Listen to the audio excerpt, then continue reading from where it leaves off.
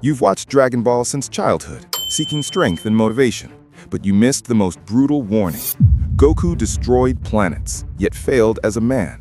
And it's exactly this contradiction that explains why you feel stuck today, even while giving your best. Remember that moment when Goku left his family, again, to train, to fight, to chase the next level of power? You probably thought, that's dedication. That's what it takes to be the best. And here's the thing, you weren't wrong. But you weren't right either.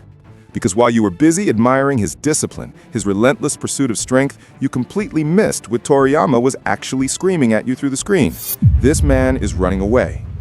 Nietzsche called it the will to power, the primal drive to overcome obstacles, to transcend limitations. Sounds heroic, right? Except Nietzsche also warned us about something darker. When that will becomes an escape mechanism, you're not becoming stronger, you're becoming a slave to your own avoidance. Goku destroys gods, breaks through dimensional barriers, achieves transformations that rewrite the laws of physics, and yet he can't sit through dinner with his wife. He forgets his son's birthday. He prioritizes a sparring match with a stranger over being present for the people who actually need him. Now here's where it gets uncomfortable. How is that different from you? You grind at the gym, you optimize your routine, you chase promotions, side hustles, financial freedom. You tell yourself it's ambition, it's growth, it's becoming the best version of yourself. But strip away the Instagram captions and the motivational music and answer this honestly. Are you building something, or are you just too afraid to face what's actually broken inside? The philosopher Jean-Paul Sartre had a term for this: bad faith. It's when you lie to yourself about your own freedom, about your own choices. You convince yourself that you have to work 80 hours a week, that you have to hit the gym at 5 a.m., that you have to keep pushing, grinding, optimizing. But the truth is, you're choosing those things because they're easier than dealing with the void you feel when you stop moving. And Goku? He's the ultimate example of bad faith. He wraps his emotional avoidance in the language of self-improvement, just like you do. Here's the question you need to sit with. If you removed all the external achievements, the strength, the status, the productivity, who are you? Because if the answer scares you, then you're not watching Dragon Ball for motivation. You're watching it for permission to keep running. But here's what gets really interesting, and this is where most people completely miss the point. The character who understood this better than anyone wasn't even the protagonist. Vegeta, the prince who became a slave. The warrior who traded his entire identity for a chance to prove he wasn't second best. You love this character. The internet loves this character. And if you're honest, you probably relate to him more than Goku, because Vegeta represents something that cuts deeper than any Kamehameha ever could: the terror of being average. Carl Jung would look at Vegeta and immediately recognize what's happening. This is the shadow in full display. Not the villain kind of shadow, the psychological kind. The part of yourself you bury so deep that you forget it exists. Your insecurities, your shame, your fear that maybe, just maybe, you're not as special as you need to believe. Vegeta's entire arc is one long, brutal confrontation with his shadow. He was royalty, destined for greatness, born superior. And then, a low-class Saiyan warrior, a nobody, surpasses him, again, and again, and again. How does he respond? Does he accept it? Process it? Grow from it? Hell no. He doubles down, trains harder, pushes further, literally lets a wizard possess him just to close the gap. He becomes so obsessed with external validation that he sacrifices his own soul for a temporary power boost. Now, tell me something. When was the last time you did the same? Maybe you didn't sell your soul to Babidi, but did you sell your peace of mind to your career, your relationships to your obsession with self-improvement, your authenticity to the persona you built on social media? Alfred Adler, one of Freud's most brilliant rivals, spent his life studying this pattern. He called it the inferiority complex, that gnawing feeling that you're not enough, so you overcompensate. You become hyper-competent, hyper-productive, hyper-masculine. You build an armor of achievement so thick that no one can see the terrified kid underneath who's still trying to prove his worth. And here's the sick irony. The armor becomes the prison.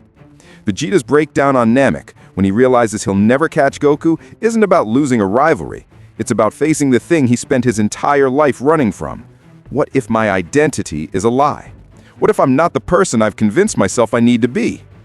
That scene where he's crying, begging Goku to defeat Frieza, to avenge the Saiyan race, that's not weakness. That's the moment his persona, the mask he shows the world, finally cracks and the shadow underneath starts screaming.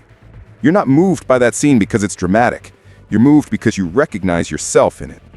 Every time you check your metrics obsessively, every time you compare yourself to that guy who's doing better, every time you feel that sting of inadequacy when someone else gets the recognition you think you deserved, that's your shadow talking. That's Vegeta's voice in your head whispering, "You're not enough. You'll never be enough." But here's the twist that changes everything. And this is where most men make the fatal mistake. They think the solution is to become stronger, to prove the shadow wrong, to finally achieve enough that the voice goes quiet. It never does. And this is exactly where most men destroy their own potential, chasing a finish line that doesn't exist. Let's talk about the elephant in the room, or rather, the Super Saiyan in the hyperbolic time chamber. Goku can obliterate solar systems with a sneeze. Vegeta can delete galaxies before breakfast. These guys operate on a level of power that makes Greek gods look like fitness influencers. And yet, emotionally, psychologically, they're disasters. Goku abandons his family for training.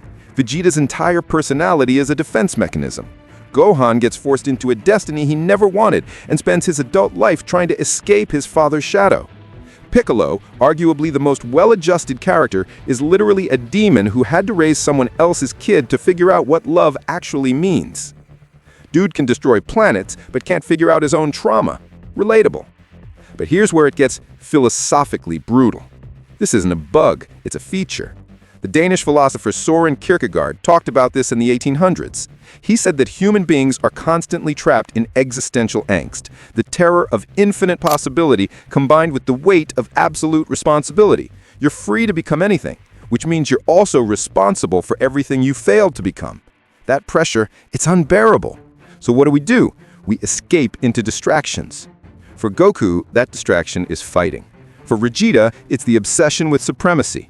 For you, maybe it's your career, your workout routine, your business, your dopamine delivery system of choice. And here's the paradox. The more powerful you become externally, the more fragile you become internally. Because power, real, tangible power, doesn't heal your wounds. It just gives you better ways to avoid looking at them. You ever notice how the most successful people you know are often the most miserable? The CEO with 3 divorces, the influencer with crippling anxiety, the entrepreneur who can't sleep without medication. Brené Brown, the research professor who made vulnerability a household concept, spent decades studying this pattern. Her findings are strength without vulnerability is just sophisticated armor. You can bench press a truck and still crumble under the weight of an honest conversation. You can build an empire and still feel empty when you're alone with your thoughts. The strongest characters in Dragon Ball are always the most broken because strength was never the answer to their actual problem. Goku doesn't need Ultra Instinct. He needs therapy. Vegeta doesn't need another transformation. He needs to forgive himself for not being the protagonist. Now here's where I need you to do something. If this is hitting different, if you're recognizing patterns you've been avoiding, hit that like button and subscribe. Not because I need the algorithm boost, but because you need the reminder. You need this message in your feed when you're about to make the same mistake again, when you're about to choose power over presence, achievement over authenticity, the next level over the current truth. Because here's what nobody tells you about transformation. You can transform 100 times and still be empty inside. Ask any millionaire with depression, any bodybuilder with body dysmorphia, any successful man who looks in the mirror and doesn't recognize the person staring back. Power doesn't fill the void. It just makes the void more expensive. So what's the actual solution? What were they really trying to show us? There's one moment in the entire series that changes everything. One transformation that actually mattered. And it wasn't even about getting stronger. Super Saiyan. The golden hair, the lightning aura, the power level that literally breaks the scouter. The most iconic transformation in anime history. And it's all a lie. Not the transformation itself, that happened, but what it represents. What you think it means versus what it actually reveals. You watched Goku ascend on Namek and thought, that's it. That's the turning point. That's what it looks like when you finally become who you're meant to be. You probably replayed that scene 100 times. Maybe you still get chills watching it. But here's the uncomfortable question. What changed after that moment? Goku got stronger, sure. He won that fight, absolutely. But did he become more fulfilled, more complete, more at peace? Did Super Saiyan solve his emotional unavailability, his inability to be present for his family, his addiction to the next battle? Spoiler, it didn't. In fact, it made it worse, because now he had proof that the solution was always external. Another level, another transformation, another fight. And this is the trap that modern society has rebuilt in high definition, the mythology of transformation. We're obsessed with before and after photos, rags to riches stories, glow-ups and level-ups and quantum leaps. We've been conditioned to believe that the right transformation, the right body, the right income, the right status will finally make us feel whole. But Viktor Frankl, the psychiatrist who survived Auschwitz and wrote Man's Search for Meaning, discovered something that destroys this entire illusion. Happiness cannot be pursued. It must ensue. It's the byproduct of meaning, not achievement. Frankl watched men in concentration camps, the absolute bottom of human existence, find profound purpose and inner peace. And he watched wealthy, successful people in this practice crumble under the weight of their own meaninglessness. He called it existential vacuum, the void that no amount of external success can fill. Super Saiyan is an existential vacuum with better special effects. Because here's what Toriyama was actually showing you. Every transformation is temporary. Every power-up eventually becomes the new baseline. Every achievement eventually becomes insufficient. Goku unlocks Super Saiyan. Then it's not enough. Super Saiyan 2, not enough. Super Saiyan 3, not enough. God form, blue form, Ultra Instinct. And you know what happens after each one? He needs the next one. It's not a story about growth. It's a story about addiction to external validation disguised as self-improvement. And you're doing the same thing.